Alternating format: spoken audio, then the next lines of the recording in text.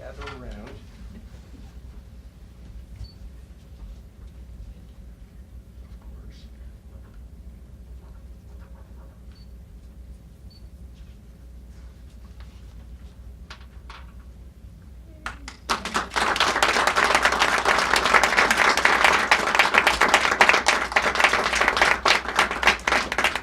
Thank you all very much. Thank you, Sarah, for your leadership.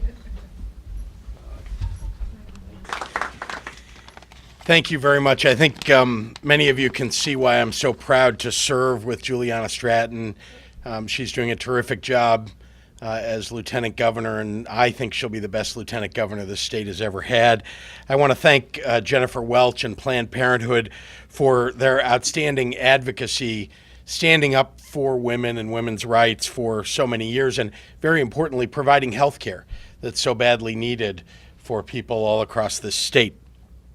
Representative Sarah Feigenholtz is my state representative, and I say that extremely proudly because she led this battle for HB-40 and took a lot of slings and arrows and fought hard. And when people told her to back down because she could, well, this is good enough, this part is good enough, now you don't need the other part of the bill, she wasn't taking it.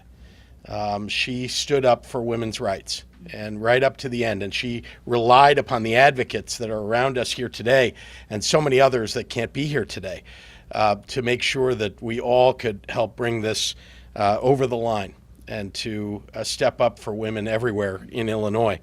I want to recognize Senator Heather Staines, who similarly in the state Senate was such a strong advocate, was there at every moment, and she could not join us today and is away on a personal matter, but suffice to say that we have a lot to thank in Heather Staines. Finally, Terry Cosgrove, who's the leader of Personal PAC, was a fierce advocate from day -1 on this issue, and he too couldn't join us today, but sends his regards and of course his support. Today, on the 46th anniversary of Roe v. Wade, I'm very proud to declare that under my administration, the state of Illinois will be the most progressive state in the nation when it comes to guaranteeing women's reproductive rights. Let me say that again. Illinois will be the most progressive state in the nation when it comes to standing up for women's reproductive rights.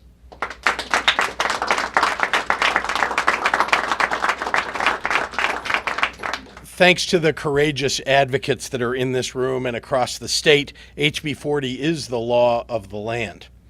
I was proud to stand with all of you and so many others in that fight because a right is only a right if it's available to everyone and can be exercised by everyone. Access to reproductive health care is a right. It's a right for women of all incomes. It's a right for women in all areas of our state. And it's a right for women with both private and government-funded health insurance. That's what we're here today to make clear. On this important anniversary, I'm very proud to sign an executive order that will further expand and enforce a woman's right to choose in Illinois, and that will fully implement the provisions of HB-40. This order will make it clear that state employees receiving government-funded health insurance have the same right to control their bodies and make their own health care decisions as everyone else in the state. This executive order instructs CMS to report on all state employee group health insurance plans, detailing their coverage for abortion and identifying where coverage does not comply with HB-40. It also instructs CMS to submit a plan to make all state insurance plans fully compliant with HB-40 by July 1. I want to make it clear to women across Illinois that this state and this governor have your back. I will proactively defend reproductive rights, advance women's health care, move toward attaining equal pay for equal work, and have a government in which women have greater representation in leadership than ever before. I will never waffle or waver when it comes to guaranteeing the right to choose for women of all incomes, backgrounds, professions, and zip codes. Thank you again to the fierce advocates in this room today for everything that you've done to get our state to this point. And I'm proud to stand with you here on the 46th anniversary of Roe v. Wade, and I look forward to working with you on the many provisions that we need to get accomplished going forward. Thank you again, and I look forward now to signing the executive order. So give us a moment just to move this podium out of the way.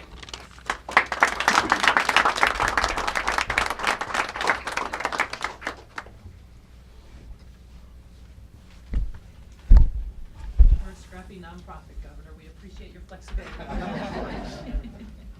to do it. Can I just give this to you? You may. All right.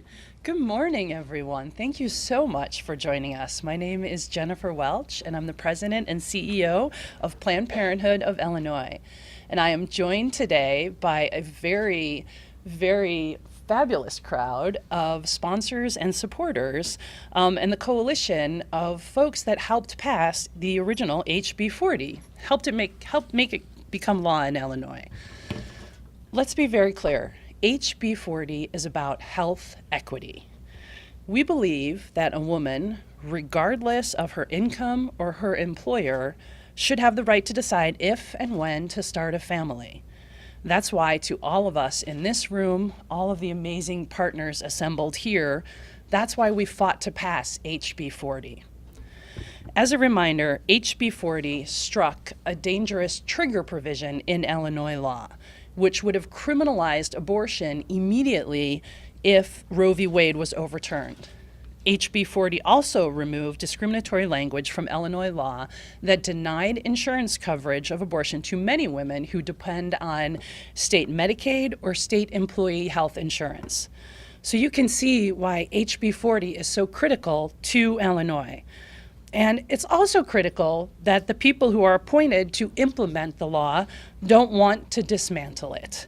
That's why we're so confident that Governor Pritzker will make appointments to the Department of Healthcare and Family Services that reflect his values and his commitment to reproductive freedom.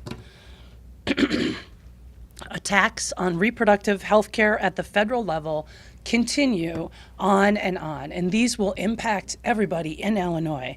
That's why I'm also grateful that Attorney General Kwame Raoul is here today because of his commitment for protecting access to health care, including reproductive health care. And we also recognize that while HB-40 did repeal the trigger language in state law, Illinois law doesn't currently expressly recognize reproductive rights. Instead, we've relied on Roe v. Wade and other court rulings to protect safe and legal access to abortion here in Illinois. So if Roe were overturned, we could lose the legal foundation that supports our current regulations. With an ultra-conservative majority on the U.S. Supreme Court, it's more critical than ever that Illinois is led by a governor who is unequivocal in his support for reproductive rights. So Governor's commitment to reproductive freedom and health care, as provided by Planned Parenthood and other providers like us, has been steadfast for decades. We share a fundamental belief that in America, everyone should be able to live, work, and make decisions about their health and economic security. Access to reproductive health care, including abortion, helps ensure that women are able to lead the lives that they choose and live with dignity. So as I mentioned, many people here in this room helped get HB-40 over the finish line. But Representative Sarah Feigenholz, she was the chief sponsor of the bill in the House and was the one to get it all started. So I'm pleased to introduce Representative Sarah Feigenholz. Thank you. Thank you, Jennifer, and thanks to all my House and Senate colleagues who are here, who were all incredibly helpful to make this law reality. It is an honor to stand here on the 46th anniversary of Roe v. Wade. 46 years ago, women came out of the shadows of unsafe back alley abortions. I know that there are a lot of people in this room who remember putting their friends on Greyhound buses to go to unknown places to get what we thought were safe abortions. I know I'm not the only one in this room who has that memory. And because of that memory and the stories, our own personal stories about abortion, and the hundreds of women who have shared their stories, I have dedicated my career to fighting injustices and healthcare inequities, and proudly and fiercely, not taking no for an answer from anyone, shepherded House Bill 40 into law. The passage of this bill, House Bill 40, now holds a very important place in history by striking discriminatory language, and now it ensures that no matter who a person works for or how they get their insurance, that they will receive coverage for abortion care. Governor Pritzker has demonstrated his unwavering support to reproductive freedom and committed to ensuring that House Bill 40 is fully enacted properly to the full spirit of its intent. I want to thank you, Governor, for standing up for the people of the state of Illinois, and tell you how grateful we are to have you in the mansion. I now have the honor of introducing Attorney General Kwame Raoul, who, as a member of the Illinois Senate, which seemed like just a few moments ago, was a strong voice in support of House Bill 40 and is now tasked ably with protecting this historic law. Kwame Raoul.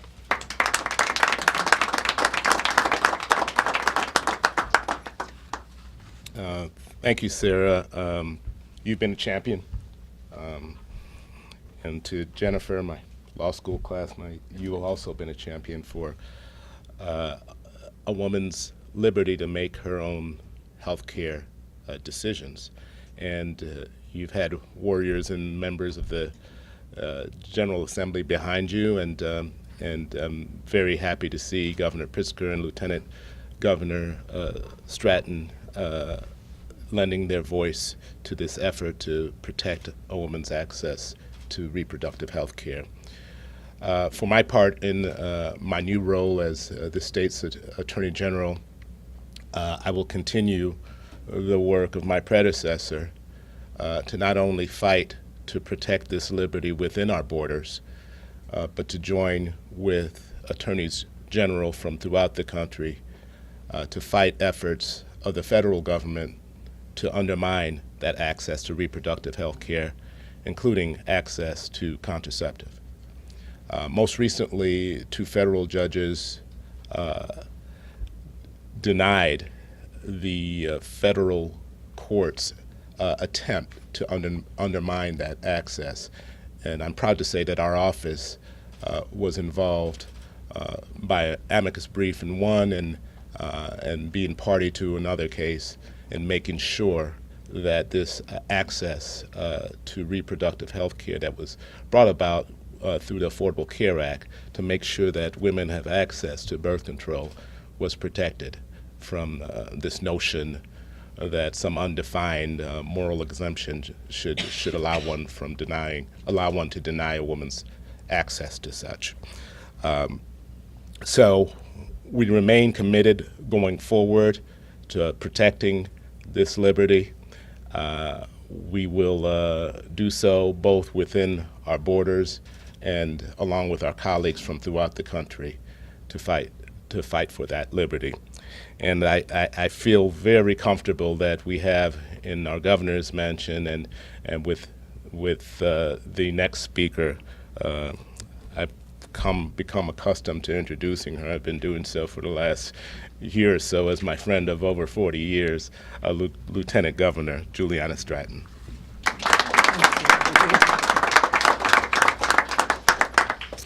Thank you to Attorney General Kwame Raoul and to Jennifer Welch, President and CEO of Planned Parenthood Illinois.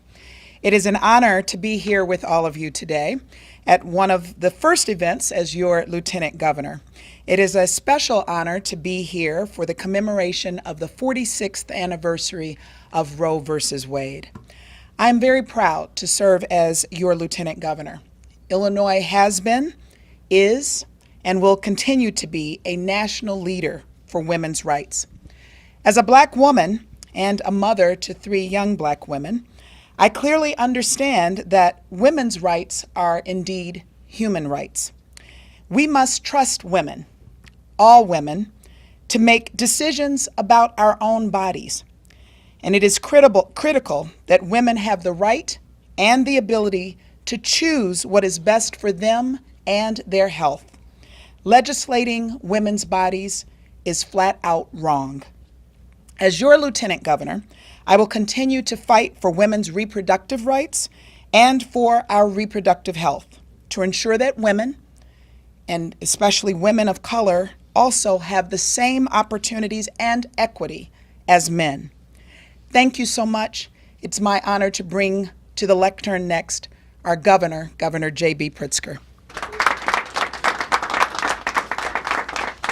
We're going to take some questions here when we get the podium set back up. Juliana, will you come join me?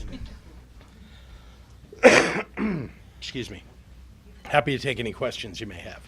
Was there some indication that the Rauner Administration wasn't implementing House Bill 40? They needed to have an executive order to make sure it is? We were concerned and are concerned that the leadership that Governor Rauner had in place wasn't, in fact, making sure that it was enforced for state government employees. And of course, more broadly, we want to make sure that private and public health insurance coverage includes it and that it's enforced. So we had some indications, but the most important thing is we're going to make sure that every woman in state government has the coverage that she deserves. This is and has been a partisan issue in the campaign. It still is for a lot of people in the state who don't believe in the same things that you guys do. How do you get your message across to these people to try to let them know that this is an option for them? To get Let them know this is an option for them. that people have this option available to them. Well, there's nowhere that I go in the state, whether it's in the most conservative areas of the state or standing right here with these advocates, where I do not, advocate and tell people how important HB-40 was when given an opportunity to. This is something that's important for every woman. Many women who live in more conservative areas also need to exercise this right. And so we're going to make sure that we're advocating that hopefully that there's coverage of it for people all over the state. And then the last thing I would say about it is that it's very important that these services are available all across the state and that people don't have to travel great distances in order to access, what is their right. Is there any other legislation that you want to see maybe this session that you think would also further help reproductive rights? Is there anything in the works? Well, again, we're going to look at first making sure that we're fully implementing the laws that are on the books today.